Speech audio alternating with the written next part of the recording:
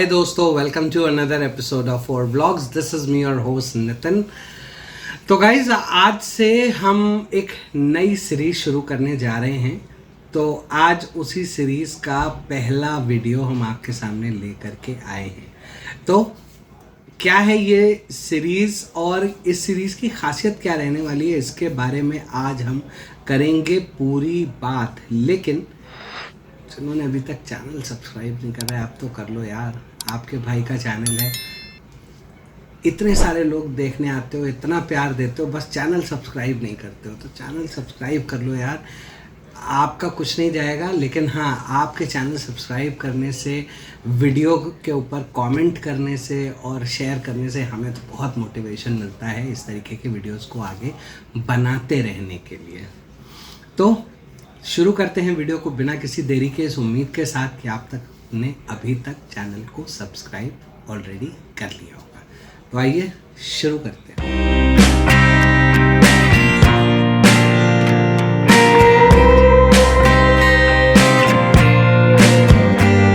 आज अब जो ये नई सीरीज़ हम लेकर के आ रहे हैं, इस सीरीज़ में होने क्या वाला है?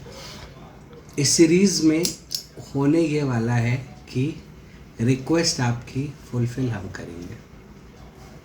I hope you heard it right. Yes, अब आप अपनी वीडियो जो आप हमारे चाहते हैं कि हम अपने चैनल पे आपके लिए बनाएं, उन वीडियोस को कवर करने के लिए आप हमें कमेंट कीजिए, हमारे व्हाट्सएप नंबर पे मैसेज छोड़ दीजिए कि मैं चाहता हूँ इस तरीके का वीडियो आप बनाइए, और हम उन वीडियोस को, उन टॉपिक्स को कवर करेंगे। क्योंकि देखिए क्या होता है कि कोशिश तो हम ज़रूर करते हैं कि सारे टॉपिक्स को टच बेस करें, लेकिन कुछ ना कुछ देखिए ह्यूमन माइंड है, हमसे भी छूट जाता है। तो आप बताइए कि आप किस तरीके का वीडियो देखना चाहते हैं, किस टॉपिक पे देखना चाहते हैं, और हम उस टॉपिक पे वीडियो बनाएंगे। तो आज हम बात करने वाले हैं एक सब्सक्राइबर की रिक्वेस्ट के बारे में।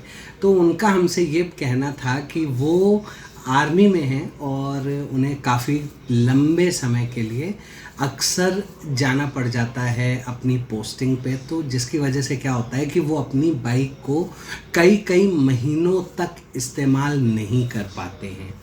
तो ऐसी सिचुएशन में उनको क्या करना चाहिए, क्या वो आइडियल तरीका है जिससे वो बाइक को बिना डैमेज हुए और अच्छे से लॉन्ग टर्म के लिए प्रिजर्व करके रख सकते हैं। तो आज इसके ऊपर हम करने वाले हैं पूरी डिटेल्ड बात।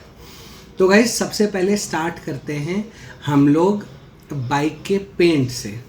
तो पेंट के ऊपर जितने भी पेंटेड पार्ट्स हैं, जितने भी क्रोम पार्ट्स हैं, उसके ऊपर आप क्या करिए, एक वैक्स की लेयर चढ़ा के छोड़ दीजिए। यानी कि क्या है कि जैसे आप ऐसे सिंपल बाइक खड़ी करके जाएंगे तो उसके ऊपर धूल गिरती रहेगी, जो कि आपके पेंट पे एक्यूमुलेट होती रहेगी और इवेंचुअली वो आपकी पेंट पे स्क्रैचेस डालेगी। इसकी जगह आप क्या कीजिए कि आप एक वैक्स पॉलिश लीजिए और पूरी बाइक के ऊपर बहुत अच्छे से वैक्स पॉलिश अपने कपड़े से लगा दीजिए। लेकिन इसके बाद आपको बाइक को रब नहीं करना है, शाइन नहीं लानी है, वैसे ही छोड़ दीजिए। अब वैक्स की एक खासियत होती है कि जैसे ही आप वैक्स को लगाने के बाद, अगर आप कार्नुबा वैक्स ले लीजिए, चाहे आप मोटोमैक्स की ले लीजिए, चाहे आप 3M की ले लीजिए, किसी की भी ले लीजिए वैक्स पॉलिश। अब उसको लगाने के बाद फ़ायदा ये होता है कि तकरीबन 20 से 25 मिनट के अंदर अंदर जब वो वैक्स पूरी तरीके से पेंट में अब्जॉर्ब हो जाती है, तो एक वाइट लेयर बन जाती है पूरी बाइक के ऊपर, जिसको आपको एक सूखे कपड़े से रब करना होता है और उसके बाद वो आपके पेंट पे शाइन लाती है। तो यहाँ पे आप पूरी बाइक के ऊपर वैक्स को अच्छे से लगाइए, छोड़ दीजिए, उसके बाद टच भी मत कीजिए, जहाँ मर्जी दिल करे वहाँ खड़ी कर दीजिए। इससे दो फायदे होंगे। नंबर 1, आपकी गाड़ी के पेंट पे कोई भी स्क्रैचेस और धूल बेस तक नहीं पहुंचेगी, क्योंकि उसके बीच में एक वैक्स की मोटी लेयर है। नंबर 2, रस्टिंग के इश्यूज नहीं आएंगे। रीज़न बीइंग कि मॉइस्चर भी सिमिलरली मेटल के सरफेस तक नहीं पहुंचेगा, क्योंकि उसके बीच में वैक्स की एक लेयर है। अब आप जब भी वापस आते हैं 2 महीने बाद, 3 महीने बाद, 4 महीने बाद, 5 महीने बाद, कुछ मत कीजिए, 1 बाल्टी पानी लीजिए, बाइक के ऊपर डायरेक्टली डालिए। इससे क्या होगा, वैक्स कभी नहीं छूटता पानी से, पहले बता देता हूँ। इससे क्या होगा, जितनी धूल उन 5-6 महीने में आपकी बाइक पे अक्यूमुलेटेड है, सारी एक बार में गिर जाएगी नीचे। बाइक को उसके बाद 2-5 मिनट सूखने दीजिए, उसके बाद सूखा कपड़ा ज़रा प्यार से गर्लफ्रेंड स्टाइल लगाइए और आपकी बाइक तैयार है, बिल्कुल वैसी ही जैसी डे 1 को थी।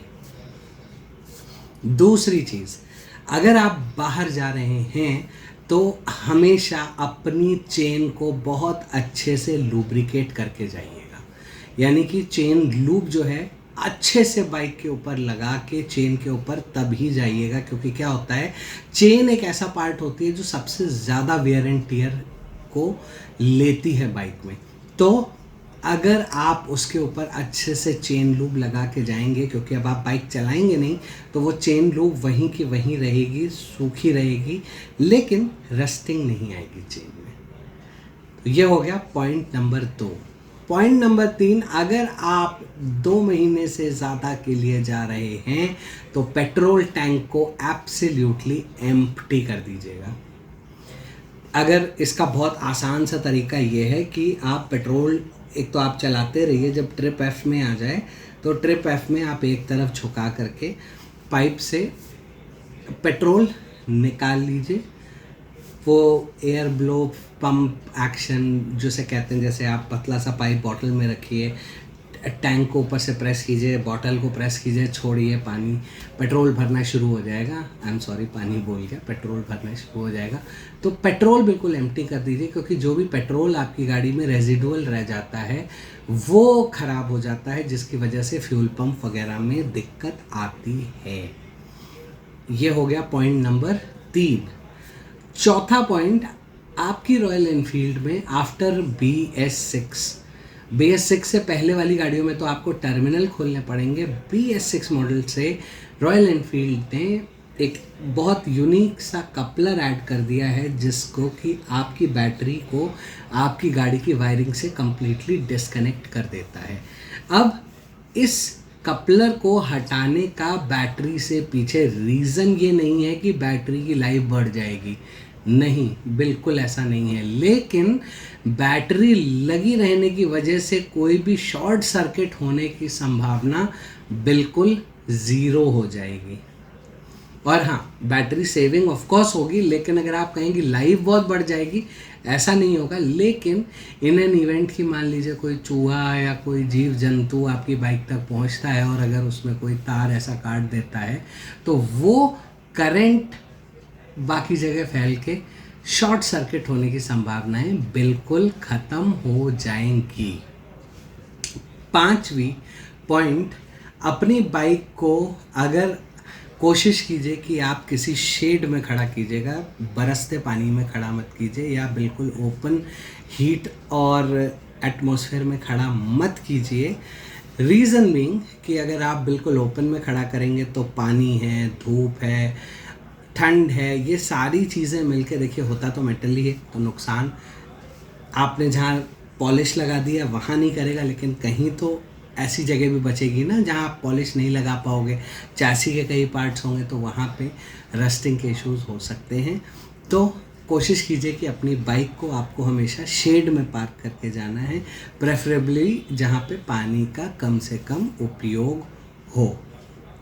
And last but not the least, जब आप लंबे समय के लिए बाहर जा रहे हैं तो अपनी क्लच केबल को खोल दीजिएगा। अब आप यहाँ पे बहुत से लोग कहेंगे कि क्लच केबल खोल दीजिएगा से क्या कहना चाहते हैं आप?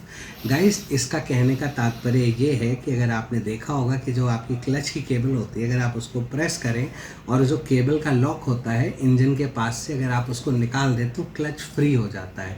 तो इसकी वजह से क्या होगा, जो प्लेटें हैं वो चिपकेंगी नहीं आपस में, वो क्योंकि स्प्रिंग टेंशन रहेगा तो वो प्लेटें चिपकेंगी नहीं, जिसकी वजह से आपकी क्लच में भी कोई प्रॉब्लम नहीं आएगी। और उसके बाद जब भी आप वापस आते हैं तो एक मैंडेटरी सर्विस ज़रूर करवाइए बाइक की, जिससे कि उसका इंजन ऑयल वगैरह, एयर फिल्टर, ऑयल फिल्टर वगैरह चेंज हो जाए, जिससे आपको ऑप्टिमम परफॉर्मेंस मिले। तो उम्मीद करता हूँ कि ये कुछ पॉइंटर्स आपको अपनी बाइक को लंबे समय तक स्टोर करने में हेल्प करने वाले हैं। So with this note, this is me Nitin signing off from 4 vlogs for the day. मिलूंगा आपसे बहुत जल्दी एक और नए वीडियो में। Till then stay tuned, stay safe, stay secure. Good bye.